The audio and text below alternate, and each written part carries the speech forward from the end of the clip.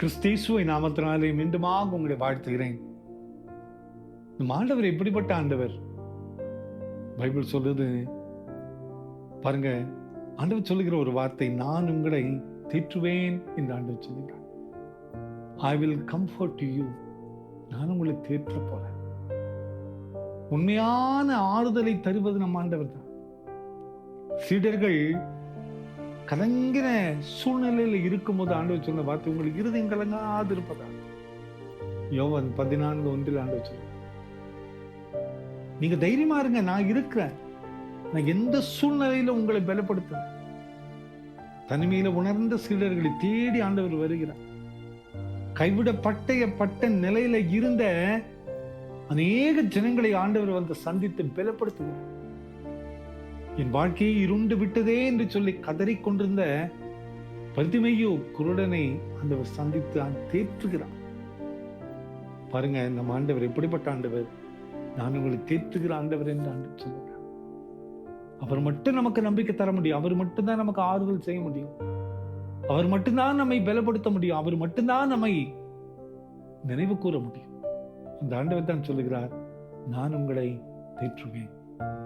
நீங்க ஆறுதல் இல்லாம நம்ம இருக்கல. நிறைய பேர் ஏதோ ஒரு காரியத்தை குறித்து யோசித்து யோசித்து யோசித்து நிம்மதியை இழந்து நிக்கிறோம்ல.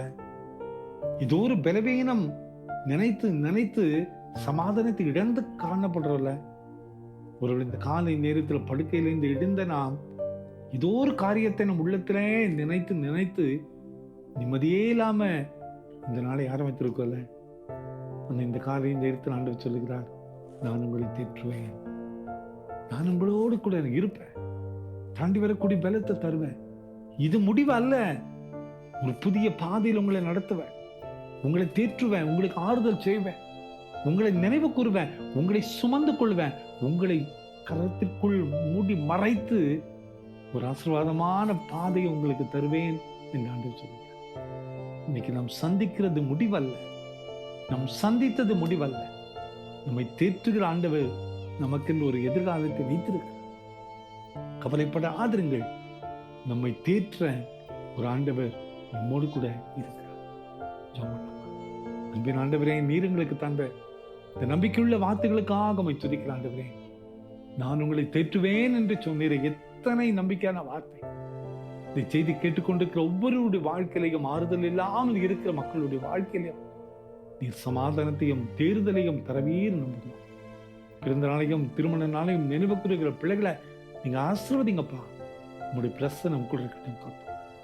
இயேசுவின் மூலம் ஜெபங்களும் எங்கள் நல்ல பிதாவே. ஆமென், ஆமென்.